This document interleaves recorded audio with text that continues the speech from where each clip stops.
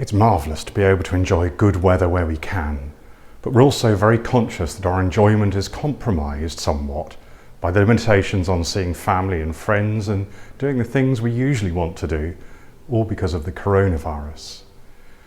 Well, it's also rather too easy to worry about these things. The fact is that some people have lost their jobs, many are still on furlough, lots are concerned about their finances and how they'll cope. So it's natural to be concerned about the future in the midst of so much uncertainty, whatever your age. From children concerned about schools, friends and exams, to older people worried about their families or their own health or their own financial security. My 91-year-old mother is concerned about how much time she has left to see the people she wants to see and how long it's going to be before things will be back to some sort of normal. The problem, of course, is that we just don't know. There are many questions, but fewer answers.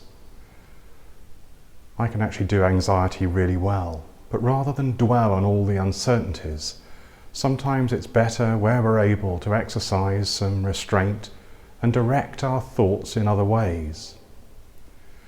Jean de Caussade was an 18th century French Jesuit priest and writer who talked about the sacrament of the present moment. At a time when sacraments are hard to come by, thinking of the present moment itself as a sacrament has something helpful to offer us.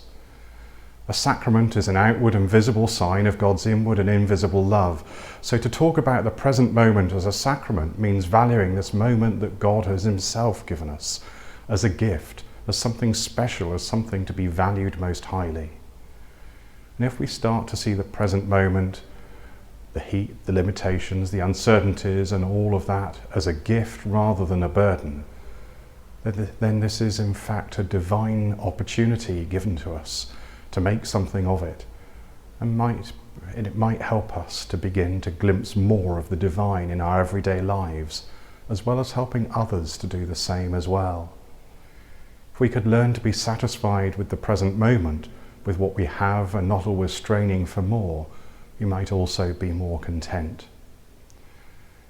It's an American humorist, Bill Keane, who coined the phrase, "Yesterday is history, tomorrow is a mystery, today is a gift of God," which is why they call it the present.